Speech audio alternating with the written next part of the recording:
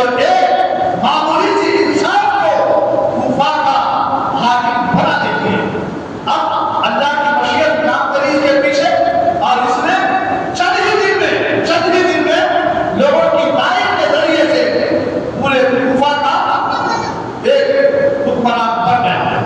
جیسے ہی حکمران بنا وقت نبی نے کوفہ کے حاکم بننے کے بعد جو پہلا حکم جاری کیا وہ یہ تھا کہ جس کے گھر سے بھی قاتلان حسین کی نشانی کا ظہور ہوگا اور جس نے بھی ان ظالموں کو پناہ دی ہوگی اس کے مکان کو مکان کی بنیادیں ڈھا دی جائے گی. وقت نبی نے کیا کہا جیسے ہی حکومت سنبھالی تو فوری اعلان کر دیا. کیا اعلان کیا کہ جن لوگوں نے اس کربلا کے میدان میں امام حسین کے خلاف یہ بغاوت کی تھی آواز اٹھائی تھی ان کے گھروں کے توڑ دیا جائے گا ان کی بنیادیں ہلا دی جائے گی اور ان کو گرفتار کر دیا جائے گا. باہر تک بخار دی جائے گی اور پناہ دینے والوں کے بعض بچوں کو بھی تحس نحس کر دیا جائے گا. یہ اعلان کرا. جیسے ہی اعلان ہوا خدا کی شان بے نیازی کا کرشمہ کو دیکھو کہ آج سے کچھ زمانہ پہلے جس کوفہ میں ابن زیاد نے یہ اعلان کیا تھا کہ جس گھر سے حضرت امام مسلم یا اس کے بچے ملیں گے اس گھر کو مسمار کر دیا جائے گا. یہ کون بولا تھا؟ یہ یزید کا ایک کمانڈر تھا ابن زیاد. اس نے یہ اعلان کیا تھا. امام حسین سے پہلے حضرت مسلم بن عقیل آئے تھے وہاں پر تو ان کے ساتھ بھی ظلم زیادہ کی ان کے بچوں کو اور ان کو شہید کر دیا گیا تھا اور وہ کسی گھر میں چھپ جاتے تھے وہ گھر کو بھی ڈال دیا گیا تھا ان کو بھی گرفتار کر دیا گیا تھا. اب یہ محتاط نبی کیا ہوا کہ اب اس کا جب وقت آیا تو اس نے کیا کہا جو لوگ امام حسین کی سازش میں شامل تھے ان کے خلاف نہائے تھے اب میں ان کے گھروں کی بنیادوں کو توڑ دوں گا ان کو گرفتار کر دوں گا. یہ پہلا اعلان ہوا ہوتا. اللہ اکبر. فرمایا گیا اس اعلان کر دیا کہ جس گھر سے بھی حضرت مسلم اگر نکلے یا بچے نکلے تو گھر کو مسمار کر دیا جائے گا. تو اب وقت نبی کا یہ اعلان ہوتا ہے کہ جس نے بھی قاتلان حسین کو بنا دی اس کی گردن اڑا دی جائے. اللہ اکبر.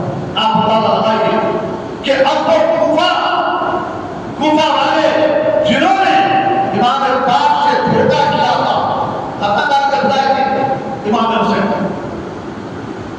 خطوط کے ذریعے سے بلائے تھے آپ کو پریشان کریں گے. یہ تو بڑا خطرناک اعلان ہو گیا. اپنا ہوتی باری ہے کیا کرنا بھاگنے لگے. کوئی گھروں میں بازاروں سے نکل کر بھاگنے لگا. کوئی کدھر چھپنے لگے بھاگنے لگے. دغابازی اور بے وفائی جو کیے تھے بیمان آج مختار کی اس خوفناک اعلان سے کانپ گئے چھپنے لگے اور میدان کربلا ظلم و ستم کرنے والے پہاڑوں اور جنگلوں میں چھپنے لگے. مگر شاید یہ نہیں جانتے تھے کہ قہر الہی جب کروٹ دیتی ہے تو پھر قوم لوط کی طرح یہ بھی تباہ و برباد ہو گئے. سمجھ رہی ہے حکمران ہو یا سیمانی طاقتیں ہم طاقتور ہم کچھ بھی کر سکتے ہیں. جب اللہ کی تلوار پر چلتے ہی جب اللہ تعالیٰ امت مسلمہ کی طرف نظر رحمت کرے گا جب زمانہ کروٹ بدلے گا تو پھر یہ قہر الہی جب کروٹ بدلتی ہے تو پھر ارے قوم لوط بڑی طاقتور قوم ہونے کے باوجود بچ نہ سکی. تمہاری عمریں تو قلیل ہے ہماری عمریں تو قلیل ہے ہم کمزور ہیں ہم کیا بن پائیں گے قہر الہی کے سامنے. اے زمانے والوں ہم کو پریشان مت کرو. جب تک ہم کو پریشان کیا گیا اللہ کی ذات کی تلوار چمکی تو پھر دنیا سے دشمن نابود ہو گئے. جب کہ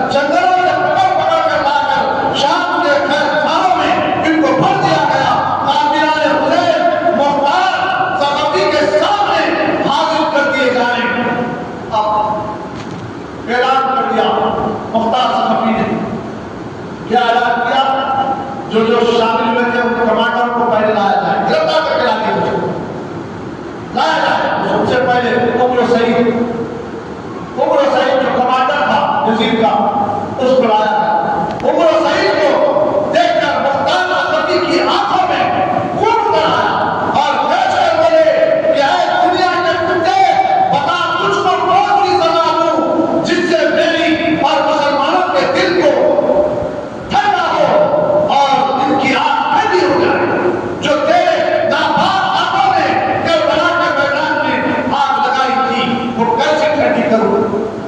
یہ تیری یہ قسم کا اندر چھوڑو چلنا انبرا ہے مختار بولے یہ تو ایسا کہا ہے کربلا میں، اس کو کیا کروں بول کے بولے عمر سعید نے ہاتھ چھوڑ کر التجا کی کہ میں بے قصور ہوں اور میں یزید اور ابن زیاد کے حکم سے آگے مجبور تھا، مجھ پر رحم کرو۔ اب رحم کی بھیک مانگتا مختار صاحب میدان کربلا میں وہ حالات خراب کیا۔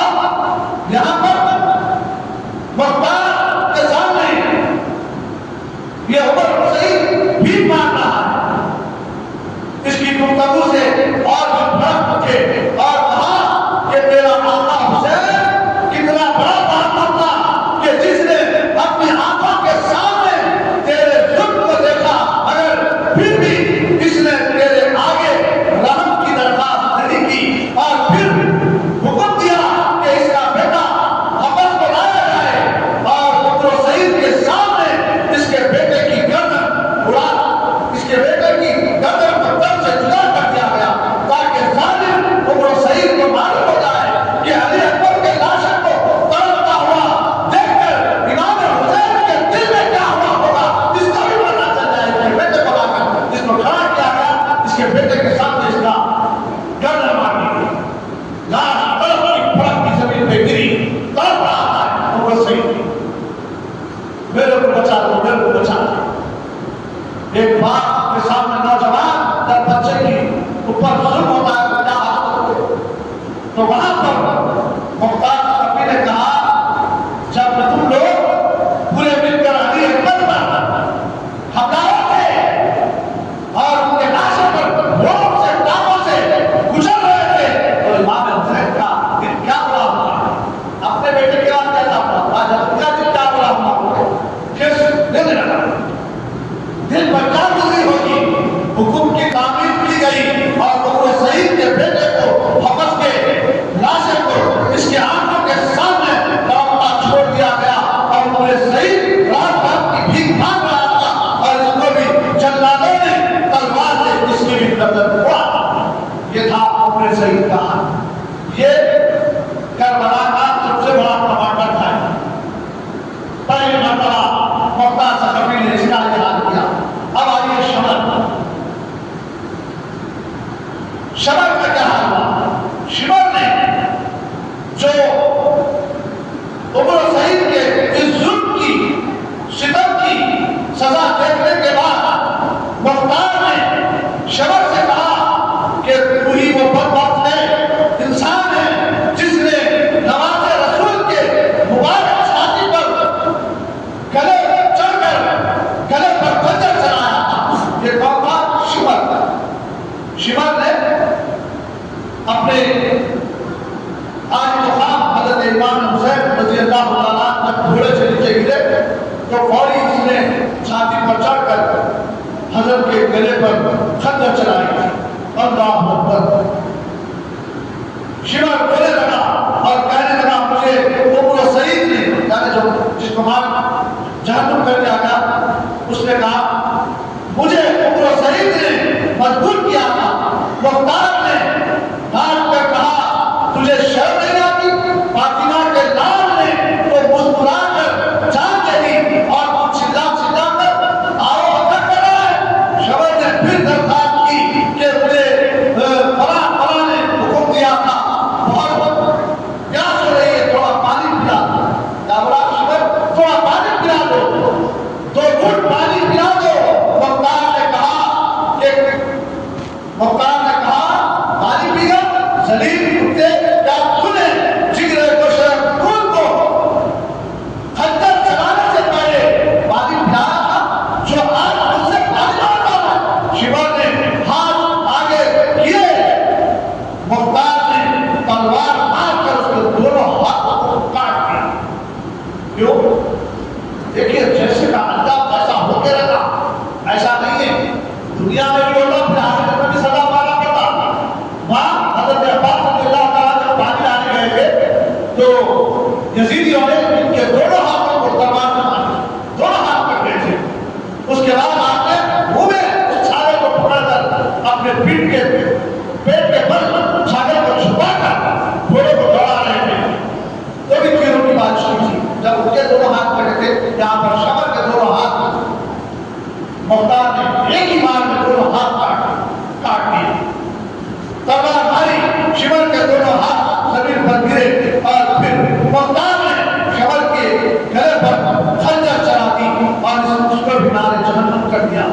بھی ایک کمانڈر تھا جو کربلا میں تھا. اور سامعین اس طریقے سے بات بڑھی.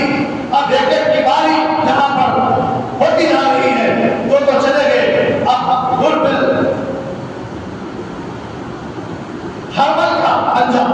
ہرمل بھی ایک کمانڈر تھا اسی کربلا. ہرمل بھی ایک کمانڈر تھا جس نے امام علی مقام رضی اللہ عنہ کے قافلے کا معاملے میں بہت کارنامے کیا تھا. اس نے بھی کہ بتایا جاتا ہے کہ شمر کو اس کے لیے اس کے سامنے سب کا انجام سامنے کھڑا کر کیا جا رہا ہے. شمر کے بعد اس کے لیے سزا دینے کے بعد مختار نے ہرمل سے کہا کہ کیا تو بھی وہ شدید دل ہے یعنی سخت دل ہے انسان ہے جس نے امام پاک کے چھوڑی میں علی افضل پر تیر چلایا تھا. اس نے ان لوگوں نے یزید کے دربار میں جا کر بول کے ناماریے دے دو. میں سب سے پہلے علی افضل پر تیر کھیلے میں چلایا تھا. میں امام حسین سے پہلے تیر چلایا تھا. میں ایسا کرا تھا. میں ویسا کرا تھا. مجھے انعام حاصل کے تیر ہو. اب یہاں پر مختار سب پر گرفتار کر دیا. اب ایک ایک کو بتاتے ہوئے ان کا سامنے لا رہا ہے. علی افضل کے گلے پہ دوئی لڑکی مارا تھا. کہا مارا تھا اور میرے سامنے کھڑا ہوا. اور مختار نے فوجوں کو حکم دیا کہ اس پر تیروں کی بارش کی جائے. بیچ میں کھڑا کر دیا گیا. 100 طرف سے اس کے اوپر تیر برسائے. تو نے ایک تیر چلایا علی افضل کو گلے پہ. اب دیکھ تیر کھانے کا انجام کیا ہوتا ہے. کھڑا کر دیا گیا اور 100 طرف سے فوجوں کو حکم دے دیا گیا. اور آخری میں جو تیر حلق کے آر پار بیچ کے مار دیا گیا ہے اور یہ بتایا جہنم ہو گیا. اب خولی کی سزا کیا ہے. ہرمل کے لڑکا ابھی زمین پہ تڑپ بھی رہا تھا کہ خولی کو لایا گیا. خولی کو دیکھ کر مختار کا خون کھول گیا. آنکھوں غضب سے لال سرخ ہو گئی اور گرج کر بولا کہ یہ ہے وہ سنگ دل اور دشمن خدا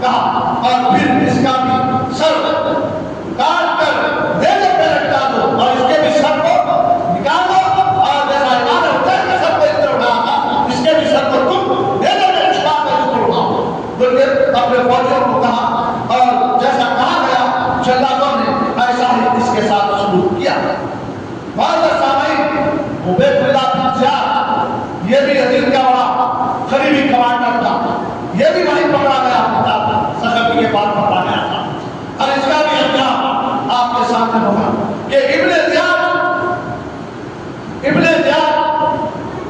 خود ہی کھیل کر اور چمنستان فاطمہ کو ہری بھری شاخوں کو کاٹ کر اور اس کے مہکتے ہوئے پھولوں کو توڑ کر پھر یزید سے معاشرے کی حکومت اور ظلم و ستم کے انعامات حاصل کرنے کے ہر طرح سے بے خوف ہو کر بیٹھ گیا تھا، مگر اس کا ظلم کو یہ معلوم نہ تھا کہ خدا کی لاٹھی بے آواز، اس کا قہر خاموش ہے، اور اس میں اسے یہ بھی معلوم نہ تھا کہ مختار قہر الہی کی صورت میں نمودار ہو چکا ہے، اور اس کی شاہ راہ پر اس آ چکا ہے۔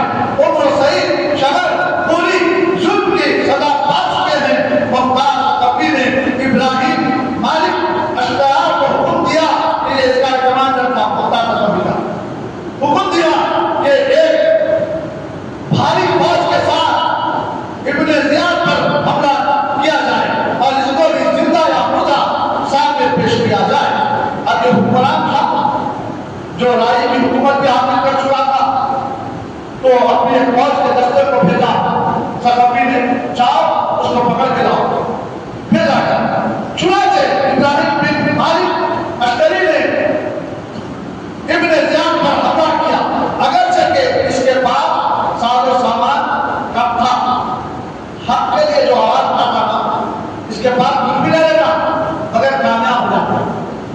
آپ اسلام کی پوری تاریخ دیکھیں گے کہ جتنے بھی اسلامی جنگیں ہوئی، اس کے اندر انسان کوانٹٹی میں تھے، صحابہ کوانٹٹی میں تھے، مگر بغیر کے فتح حاصل کیے تھے۔ آپ دیکھیں گے تاریخ پڑھیں گے تو ہندوستان کی بھی تاریخ اگر دیکھیں گے تو فاتح جو سب سے پہلے فاتح ہندوستان پہ کرنے والے جو کہ مختصر فوج لے کے آئے، کوئی زیادہ فوج نہیں تھی ان کے پاس۔ خواجہ نادران ہندر نبی کے حکم سے جب ہندوستان پہ حملہ کیا تو مختصر فوجوں کے ساتھ حملہ کیا اور کامیابی کے ساتھ وہ آگے بڑھ رہا تھا۔ تو بہت سے سامنے حق کے لیے جو آواز ہوتی ہے، غیر ہوتی ہے، اس میں تکلیفیں ہوتی ہیں، مگر حق بلند ہوتے رہتا ہے۔ بہت سے سامنے بہت بڑی تھی، مگر چونکہ قدرت ان کے ساتھ تھی اور بخش قدرت یہی تھا کہ قاتلان حسین کو ان کے ظلم و ستم کی پوری سزا ملے۔ اسی لیے زیادہ فوج رکھنے کے باوجود، ساز و سامان کے باوجود، مقام پہ ہونے کے باوجود عبید اللہ بن زیاد شکست کھایا اور ابراہیم بن مالک کے ہاتھوں گرفتار ہوا۔ صرف گرفتار ہی نہیں ہوا بلکہ مارا گیا، خود میدان میں آیا اور ابراہیم کے ہاتھوں قتل کیا گیا، اور پھر اس کا سر بھی نیزے پر چڑھا کر کوفہ کے میدانوں سے ہوتے ہوئے مختار ثقفی کے سامنے لایا گیا۔ یزید کے اس فوجی افسر کو قتل کرنے کے بعد مختار ثقفی نے حکم دیا کہ اب ہر وہ شخص کو لایا جائے۔ یہ کمانڈروں کو قتل کرنے کے بعد جو فوج کی عام فوج اب اس کو لایا گیا، میدان میں کیا بنا کر رکھا، سب کا خاتمہ کر دیا مختار ثقفی نے۔ اتنے لوگ اللہ اکبر فرمایا گیا کہ 70,000 لوگوں کو مختار ثقفی نے نعرے چکر کر دیا۔ جو جس کے پاس ذرا شبہ ہوگا کہ امام حسین کے اس تحریک میں شامل نہ ہو کے بعد ہوا تو یہ فنش کر دینا۔ عمر و سعید کے ساتھ ساتھ اس کی بھی قتل کر دیا گیا، اور نیل فرد کے قبضہ کرنے والے کے لاشوں کو بھی اوپر گھوڑے دوڑائے گئے۔ نیل فرد کے جو فوجیاں تھے نا، ان کو بھی لایا گیا، ان کو بھی قتل کیا گیا،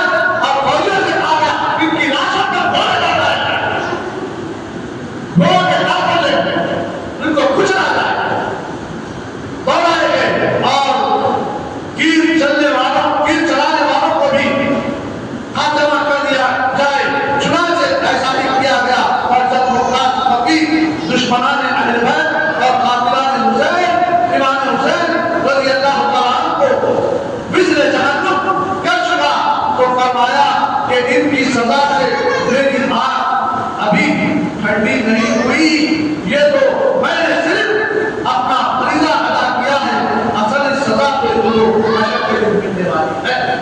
پھر کیا بڑا سب کرنے کے بعد یہ بڑا کہ میں تو صرف اپنے دل کو ٹھنڈا کرنے کے لیے لوگوں مارا، اب ان کی اصلی سزا کیا ہے؟